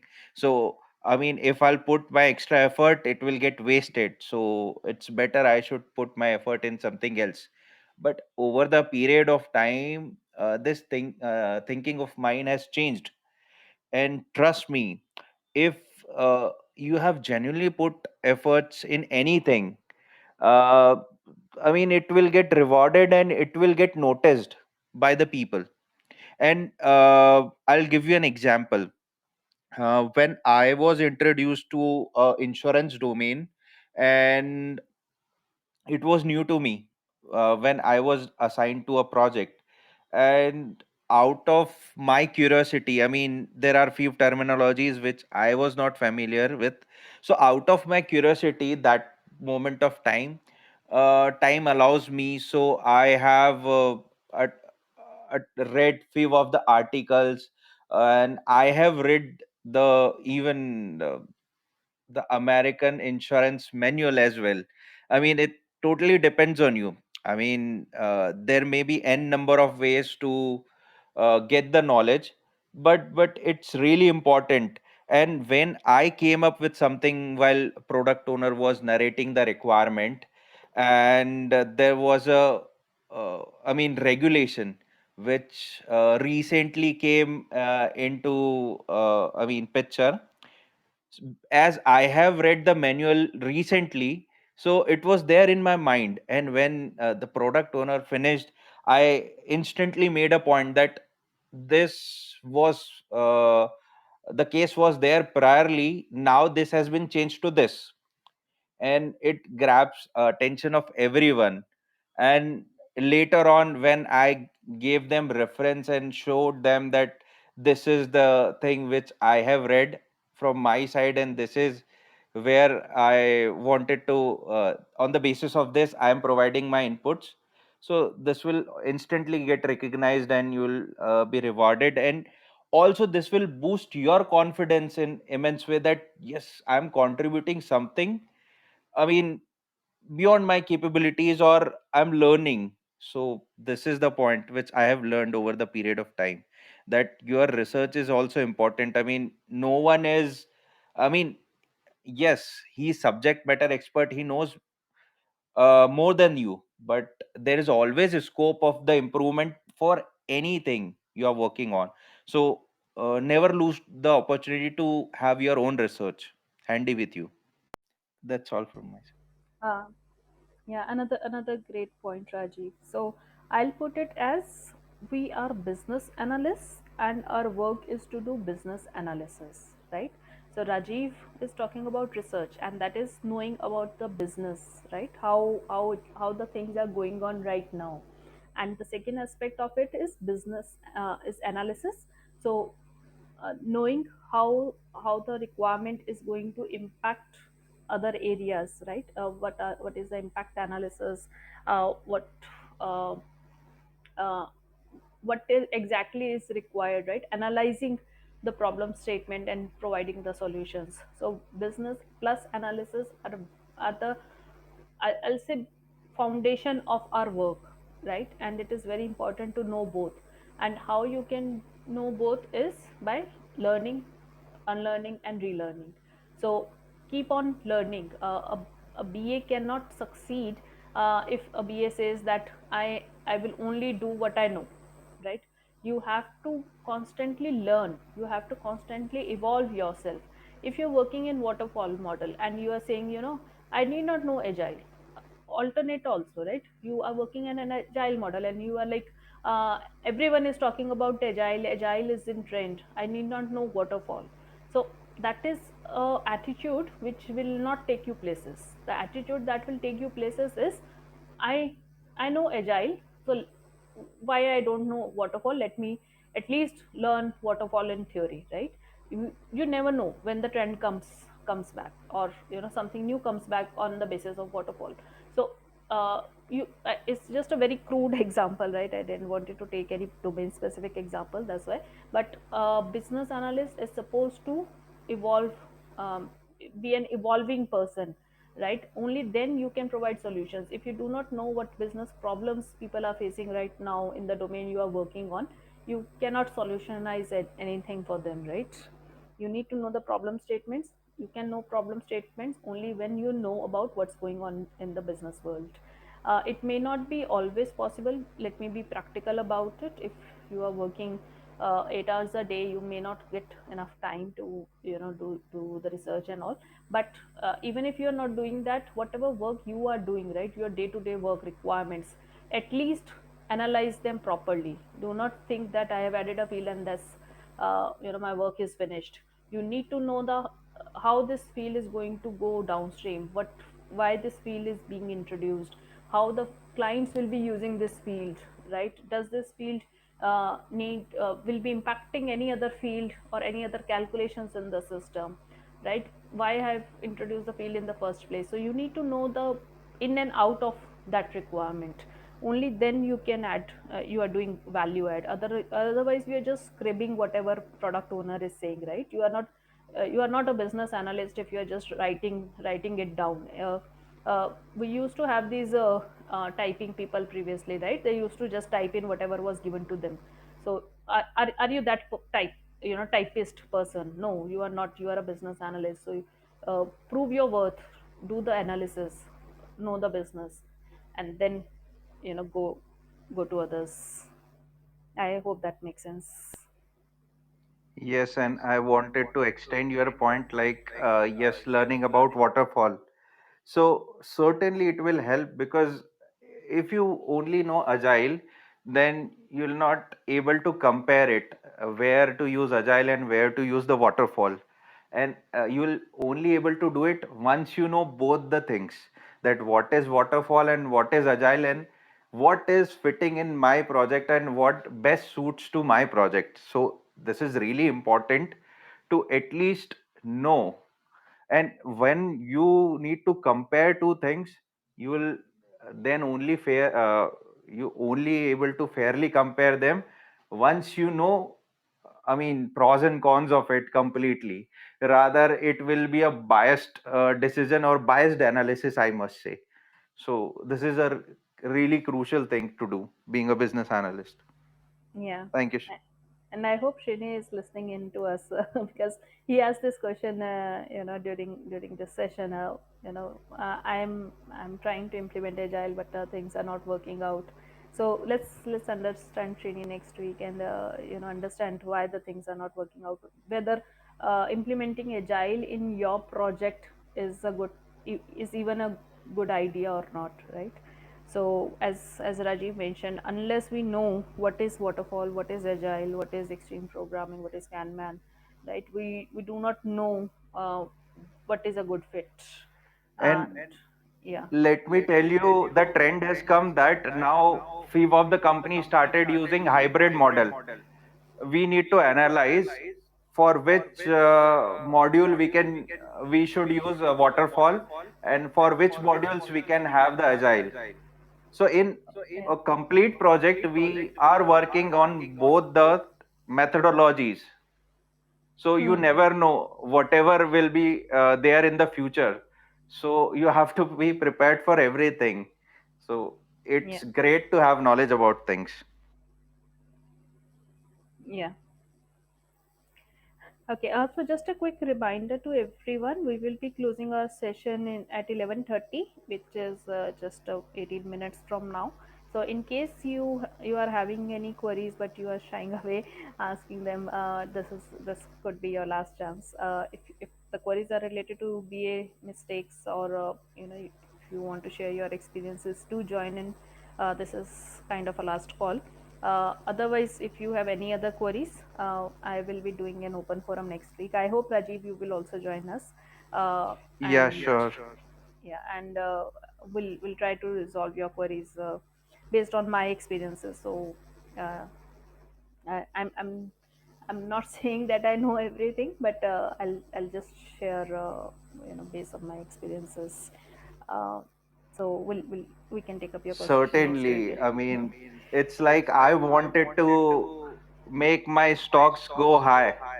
So Yeah. I would definitely be joining. How Yeah. to, uh, how to improve on my mistakes. So definitely I'll be joining. Yeah. Thanks, Rajiv. Okay. So any last points? You may have more, Rajiv, but I'm sorry, we won't have enough time for that. So any last key point that you like to make, as a last uh, point for today? By the way, how many were there more? I mean, there are not much, Okay. but to be fair enough, I wanted to share one thing which I came across in one of my interviews. So I think it's worthy for being Hmm. shared. It was, I mean, I went for a BA interview, and it was totally out of the box question was there to check my confidence.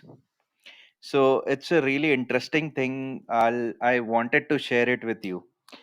When I was talking to the interviewer, he asked me, "Where are you from?" So I said, "Sir, I am from Indore. It's a town in MP, Madhya Pradesh." So I said, "I am from this city." So he certainly puts a question. Okay, Rajiv, tell me something. How many crows you have in your city? I mean, it's really a subjective question. I mean, uh, no one can count how many crows they have in your city.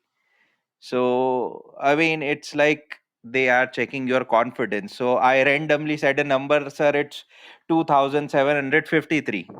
And he replied back to me that, tell me how. So I end up saying that there's a one big garden in our city where in the evening where all the crow comes over and sit over there. And last time I went over there and started counting, and I end up on 2753. Hence I can state that there are 2753 crows in my city. So, I mean, sometimes there are questions which are not there to show your, I mean, knowledge. Sometimes they are there to check your confidence as well. That how you handle the situation or how you handle something which you are not expecting or you are not aware about. So this is how I answered, and I'm sure maybe most of us will end up thinking that there's no certain answer to this. Why he is asking this? I mean, even I was also not sure. So what I did is, when I'm not sure about any answer, I'll have a, I mean, if it is possible or feasible, I'll have a sip of water. It gives me some time to think over the situation and start, collect my thought, and then start. So, luckily, there was water at the table at the time while I was giving the answer. So, I have taken the permission from the interviewer that can I have a sip of water, and he said yes, go ahead. And while sipping, I mean, water, I was trying to fix the figure in my mind, and I certainly came up with 2753. So this is a short, I mean, incidents I wanted to share with everyone, and it may happen to people. Yeah, out of syllabus questions. Yes, I mean, but these things really teaches you a lot. I mean, it's not always about your knowledge. Sometimes they wanted to know your confidence. So, I mean, being a BA, you should be smart enough to handle these type of situations or these type of questions as well. So, I mean, this Right. was one input which interesting input which I have came across in my journey. So I just wanted to share with you guys. Yes, thanks, Rajiv. Yes, so some of the interview questions do check out. They're based on a case study or estimation techniques. But if I correlate this to your day-to-day business analysis job, right, you will face these out-of-syllabus questions almost every day, right? A business analyst is works on a requirement, and a requirement is something that is something new to be added to the system, right? So you're working on something which is not there at all. So it's always out of syllabus, right? And you have to figure out where to get the answers from, and that's your job. So uh, as Rajiv mentioned, the important thing is not to freak out, not to lose your calm, right? Understand that you will face these out of syllabus questions every day, and it's your job, it's your day to day work. You are hired for that. So do not think that a BA is given requirements and BA just need to note it down. That no, that's a typist can do that, right? You are not typist, you are business analyst. So be ready to face out of syllabus questions, be it interview, be it analysis, be it life. Yeah, and that's what I like to add here. Ajinkya, I think you are trying to say something. Yeah, I just wanted to add this all type of question that called as guesstimates, I guess. But Uh, I just wanted to understand that many times. Ajinkya, Ajinkya, you are breaking a Am I lot. audible? We are not able. Yeah, you are breaking a lot, so we are not able to hear you. Will you try leaving the room and joining in again, or come to a Okay. area with a better network connectivity?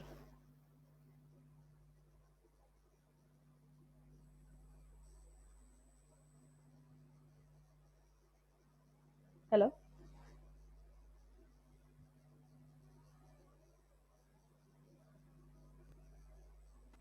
Yeah, Shipra, we can hear you. Yeah, Ajinkya, Yes, ma'am. Am I audible now? you are audible, but you are breaking. So if you speak slowly, right, we will be able to make out what you are saying. Okay, just wanted to add that all this type of questions are called as guesstimates, I guess. But Yes. I have heard that all these questions are from project managers' interview point of view. Many a times I have also faced this type of questions. So I just wanted to understand, like many a times interviewer he expects that a BA should also work as a project manager. So just wanted your feedback on the same. Uh, so frankly speaking, I was given a guesstimate question during one of my interviews, and I failed badly. So I may not be the right person to answer on how to sort out guesstimate type of questions. Some Okay. companies, they expect their BAs to to answer these guesstimate questions. As Rajiv mentioned, quite possible they are just trying to see how you handle tricky situations. Another reason could be they might be working on projects where you need to make such estimates. It could be something analytic type of project. I won't say the position is data analytics, but the project by nature could be of analytics nature. So they might be looking for BAs to work on it, and maybe that's why they are putting up such questions. Uh, there is a third set of interviewers who ask these questions just to show that they are bond or they are important, and they know what the latest industry trend is, and without having any idea of whether it relates to the role or not. So the question can be asked due to variety of reasons. As a business analyst, I don't think uh, as Rajiv mentioned, there is no right or wrong answers to it, right? So even if you Yes. uh, the only thing that you are not supposed to do is say, this is out of syllabus question and I'm not going to answer it. Yes. So other than that, be it Rajiv's trick, you can just put in a number, and if the interviewer asks, how you have arrived at that figure, you can ask the interviewer, go count yourself, and let me know whether I'm right or not, right? Yeah.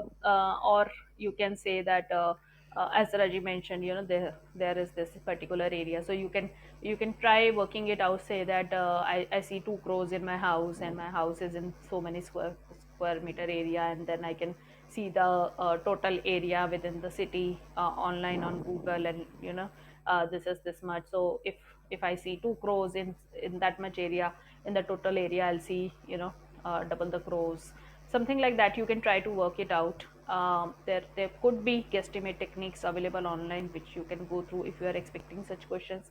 Frankly, I don't bother searching for these techniques, because I don't see them relevant to my roles and responsibilities, right? And again, if you have to, if the interviewer is going to take you, they are not going to say reject to you because just because you have not answered a guesstimate question. They will take you anyways, right? So I don't think that will make a much of a difference. And be ready to fail the interviews, right? You will not crack all the interviews that you sit for. There could be n number of reasons. all of those reasons could be nothing, a question mark on you. They could be they could be luck factors and many other things. So take all your interviews casually, but you know what you don't know, you don't know, right? You cannot learn all the things in a day, just because you are having an interview tomorrow. So the important thing is keep on learning, right? So the more you practice, more you repeat things, better understanding you will get. So 3 years back I was not having any idea on what is Scrum, right? Now I'm working in a Scrum project. Now I know Scrum. I was thinking of starting a Scrum series, but then I thought, let's postpone it to next year, because anyways we are going to take a break towards the end of the year. uh, Maybe in one, or we'll do just one two more sessions and then we'll take a break. So I know Scrum now. And why I know Scrum now? Because I learned about Scrum, and then I repeated, and then I repeated, and then I repeated. Right now, if I sit for an interview, I'm very confident I will be able to answer all Scrum related questions. Uh, if I don't know anything about Scrum, that is fine too, because knowledge is vast. Knowledge is an ocean. You cannot know each and everything, right? If I'm working in insurance domain, I may be knowing more about policy administration systems, but very less about claim management systems, or either even less for reinsurance systems. So I cannot know everything about insurance industry even after working in insurance industry for more than 16 17 years. So knowledge is vast. It's just that you need to have focused learning and a continuous learning. So these are the two important aspects. So And I wanted to add one more thing over here is, I mean, don't be demotivated with the rejections, because trust me, rejection will lead you to a greater heights if you are ready to learn from the rejections. Because being a business analyst, we should always analyze what are the answer we have given in the interview, and what could be a better way to answer it in the next time if an interviewer will ask.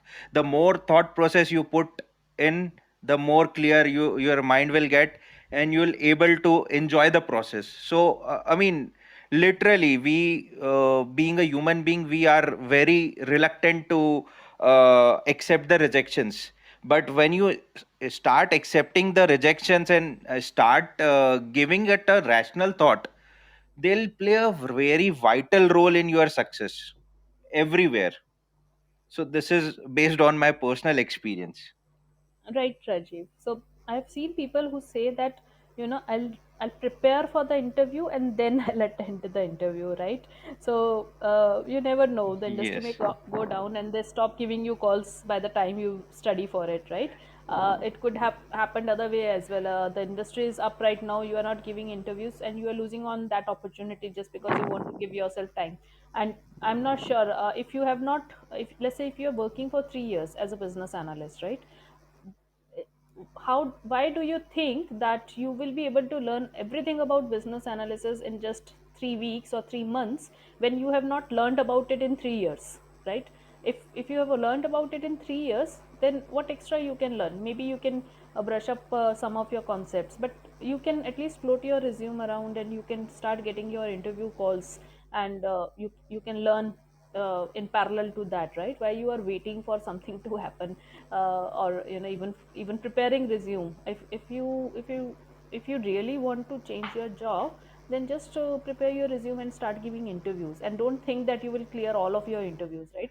So when a company gives offer to anyone, they don't they don't say, we have given offer, the candidate will join us for sure, right? Because the candidate is out there in the market. The candidate is having four, 5 other offers. So if you are selecting one company to join, why do you think that you need to give only one interview to get selected? You should have a variety of experiences of interviews, right? And as Raji mentioned, give interview, note down the questions which you were not able to answer, understand those questions, be ready with their answers in the next interview. In the next interview, you will get the questions which you were able to answer in the first interview.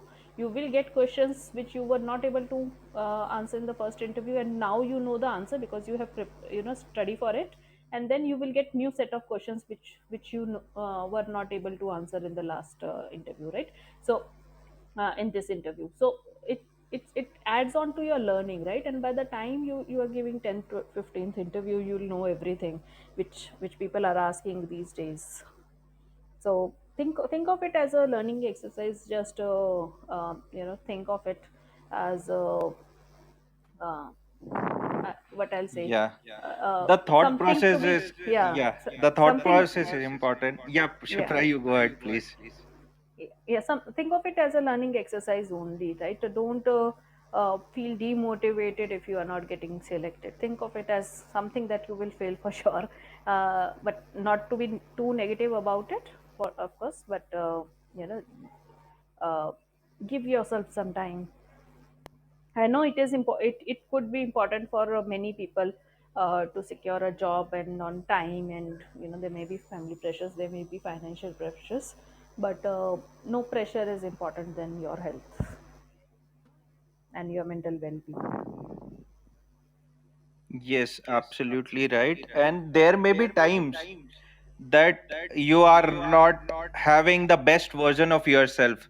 I mean, there's some disturbance going on in your personal life. There may be n number of reasons.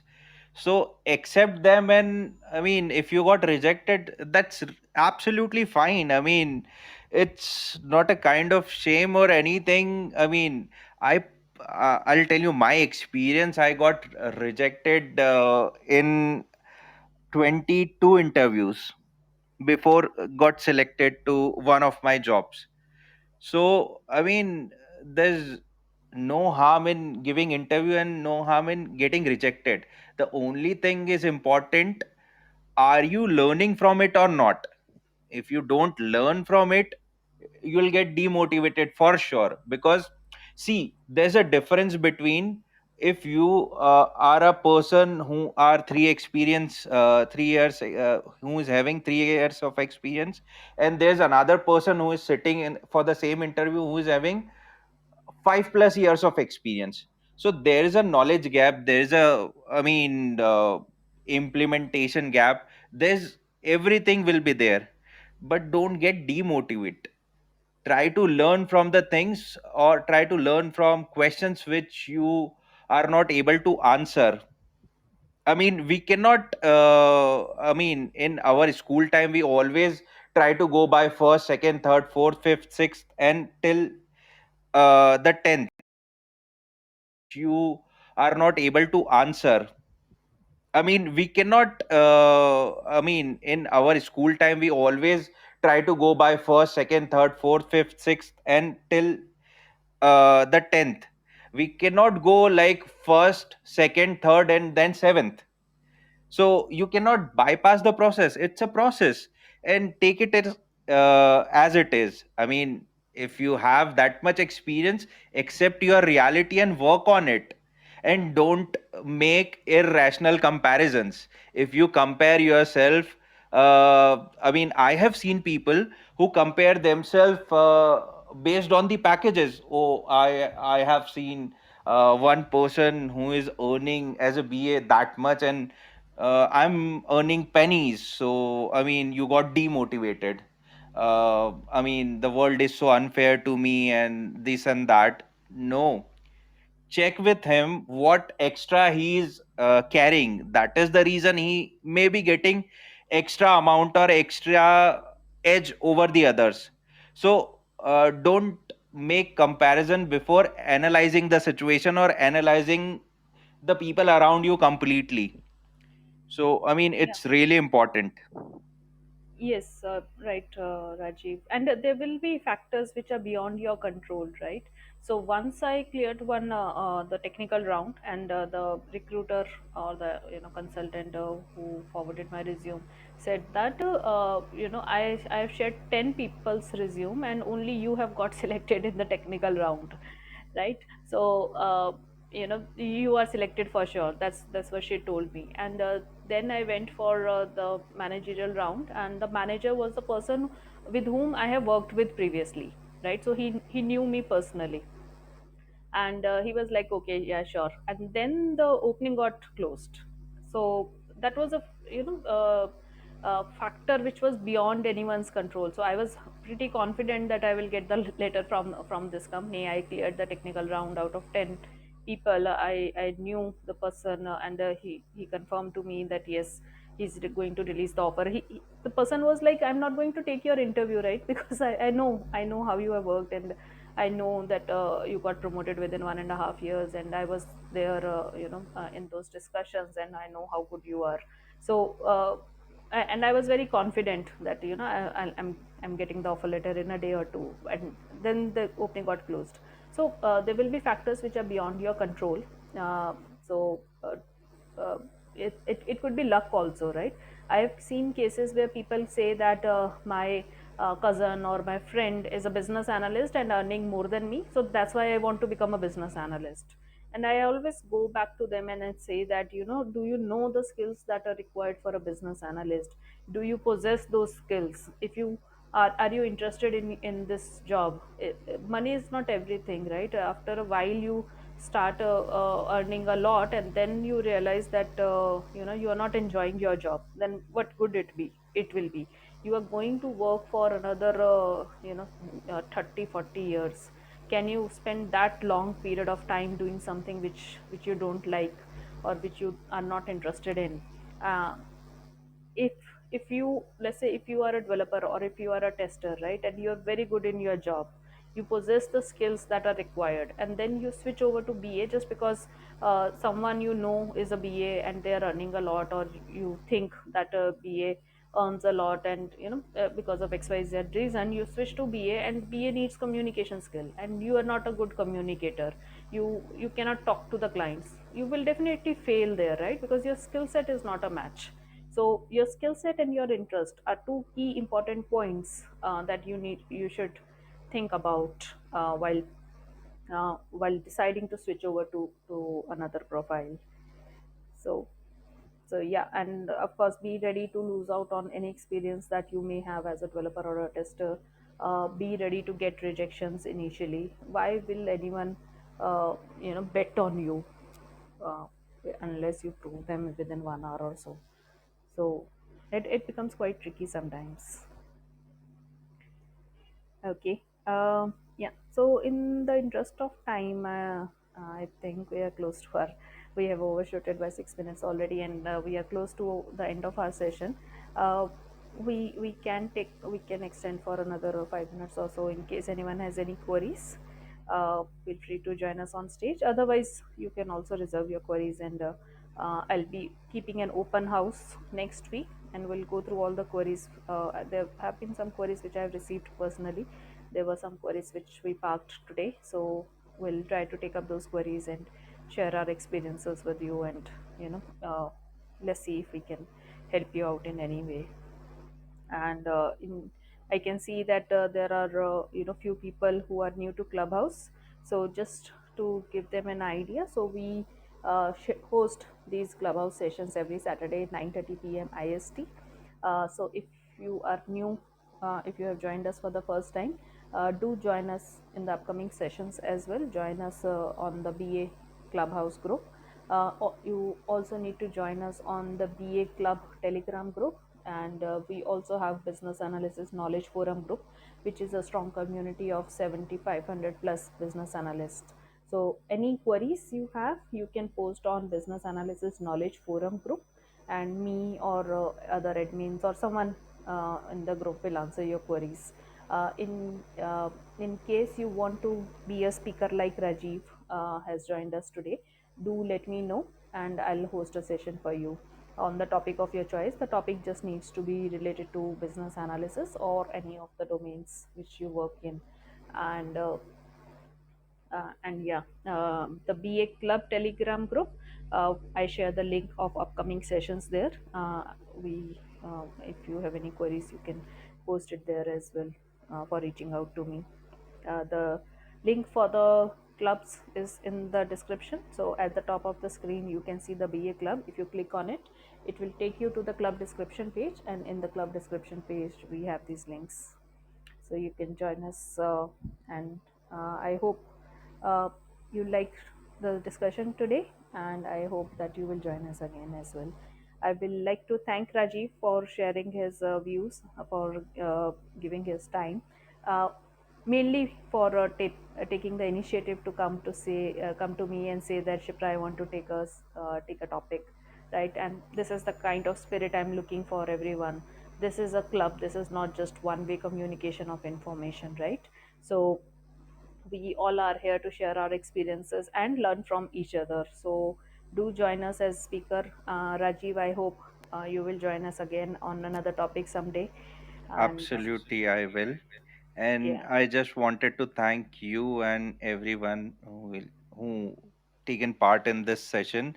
And yes, this is the first time I'll be, having a session like this. But frankly speaking, it's really a enjoying journey, and I enjoy every bit of it. And I learned a lot personally, so I am interested in joining upcoming sessions as well.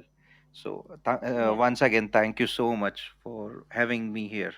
Yeah, you're welcome, Rajiv. And that's the thing that I want each and every one of you to do.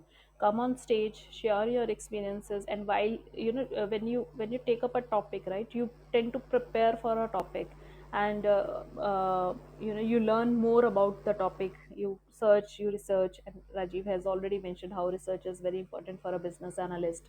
So you grasp the idea of the topic, right, and then when you share it with me, other experienced people like Rajiv or me or Gaurav Joshi, and many people join us. So they share their experiences, and it may give you a completely new perspective of the topic, right? So your understanding may reverse 360-degree based on other people's experiences, or you may come to a realization that whatever I have learned is just theoretical. Practically, it is something else.